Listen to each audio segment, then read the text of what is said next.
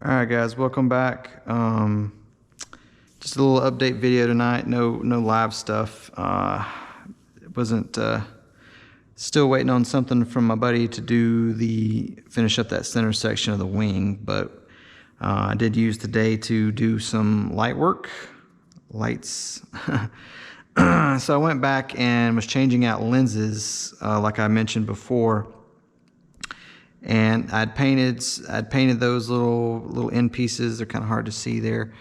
Little end pieces. I got them kind of setting up with some glue to kind of hold them down with some RTV right now, and then I'll go back and kind of secure them a little bit better once that dries. But I did work on the tail section.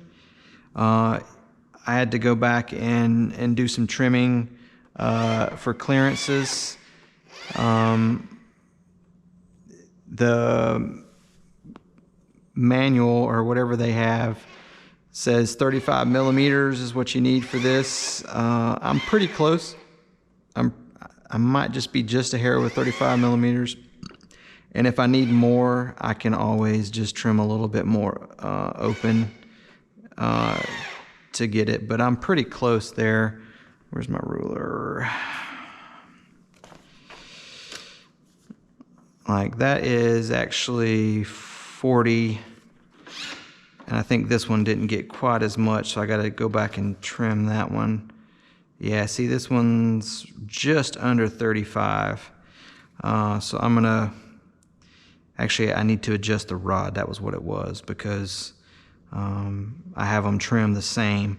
So like this one, it goes over 40 down, over 35 down. Yeah, see, so they're off a little bit based on the rod. So once I get them neutral, I will go back and readjust the rods and do controls. Rudder, nothing crazy there. You can only go so much with the way it's designed, because there's a ball on the end of the servo and a guide, and you know, full one way it hits the bottom of the guide, another way it hits the bottom of the guide, so you can only go so far.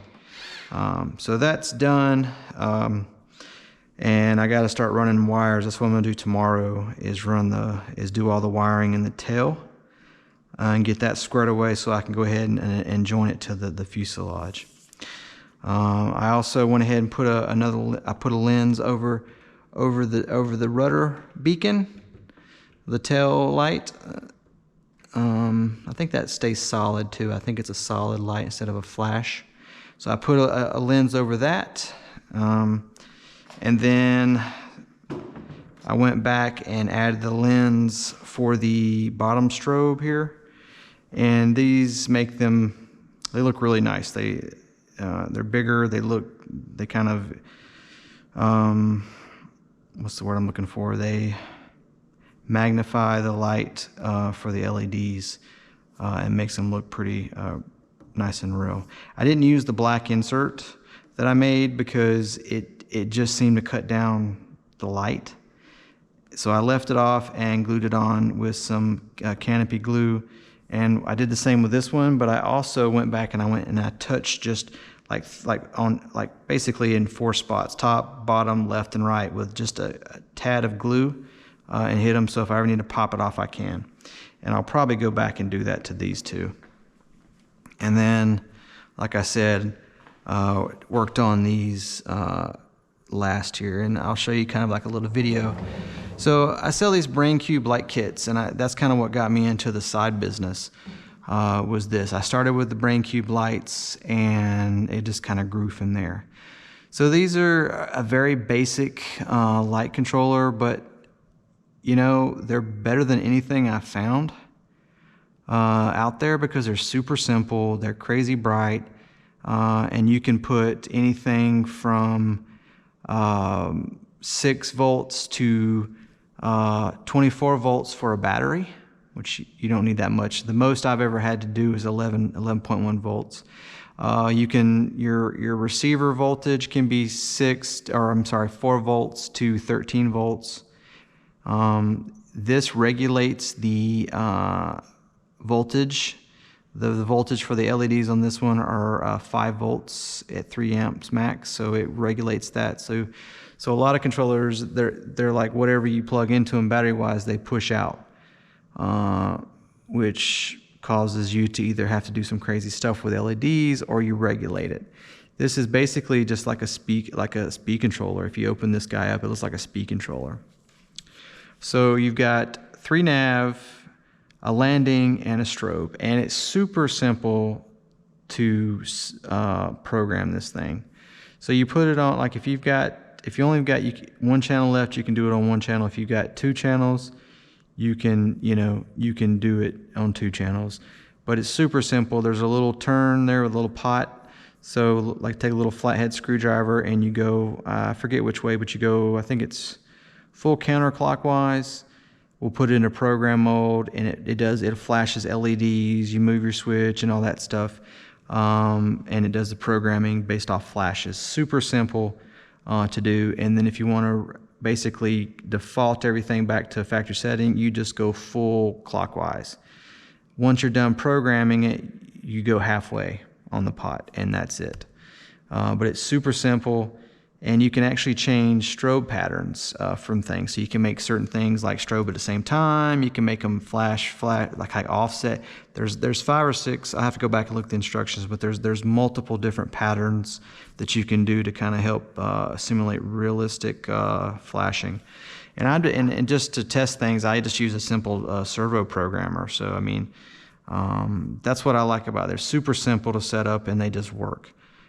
Unlike some of the others I've dealt with, like these T1s, you know, like you don't need 3 leads in this crazy setup to make LEDs. I don't know what it's just been their kryptonite. So I'll just kind of turn this on, just kind of get to see. So this is a nav light with a strobe.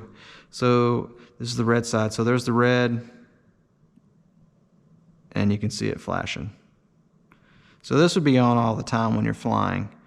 And then if you have a landing light, you know, when you flip the switch on the landing gear to come up, the landing lights will cut off, and then the rest of these stay on. And when you come back down, those obviously landing lights come on. So you can have off, and then of course you can have a switch that turns them on and off, and then you can have the other switch on your gear switch turn the landing gear off.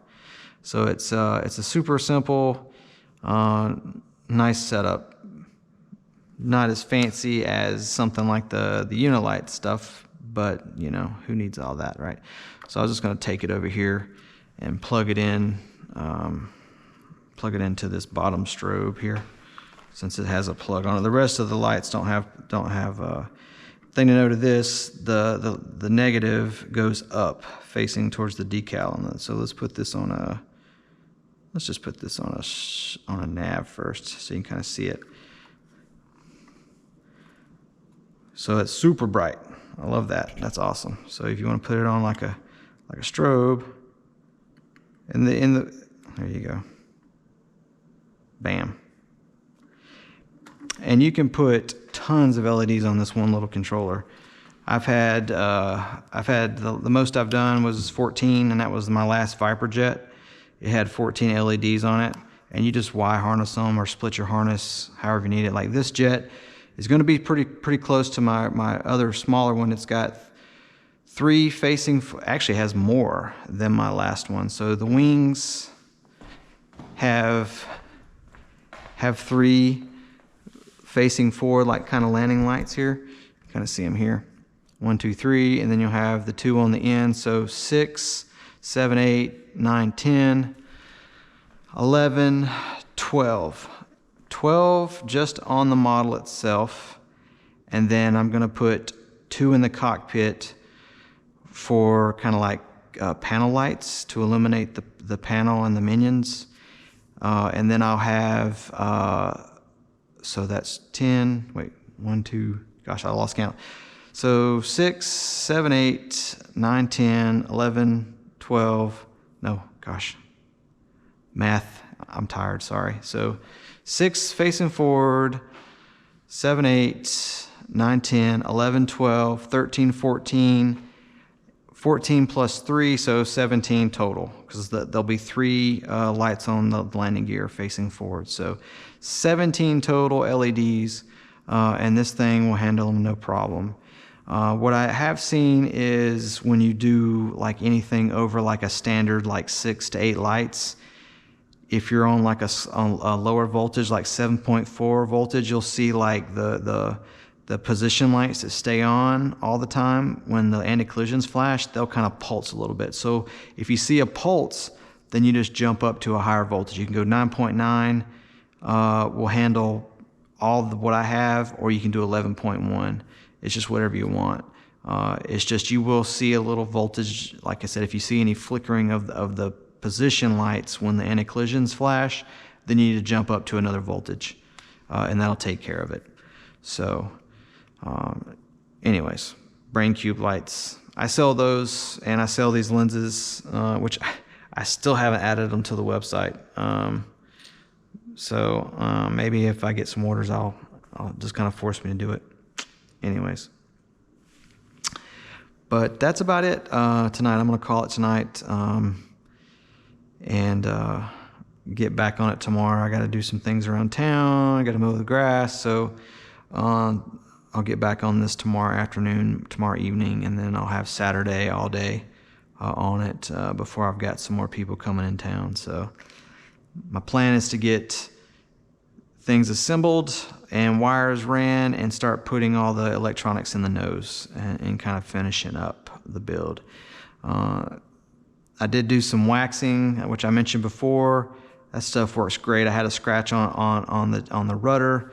Did that by hand using that new finished scratch stuff. It took it right out. So I should be able to get all these scratches, clear coat scratches, and just dull places polished up really nice. So I'm happy about that. I was really upset about that because this is, like I said, this is one of my favorite fun jets, and I just didn't want it to look ugly like that. So, but you guys have a good one, and yeah, thumbs up, thumbs down, subscribe, turn on notifications if you want, and I'll keep at it. And I appreciate all the comments. That's what it's all about. And like somebody mentioned about having a 3D printer, like I have a 3D printer, and I can use the 3D printer just fine. I just haven't had the time to sit down and learn how to do Fusion 360 or something to draw stuff.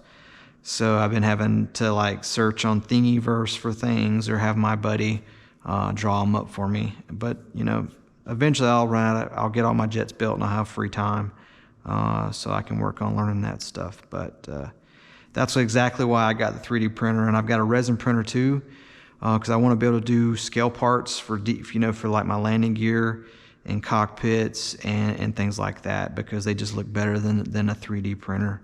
Yeah, so you guys have a good one, and I'll talk to you later. Cheers.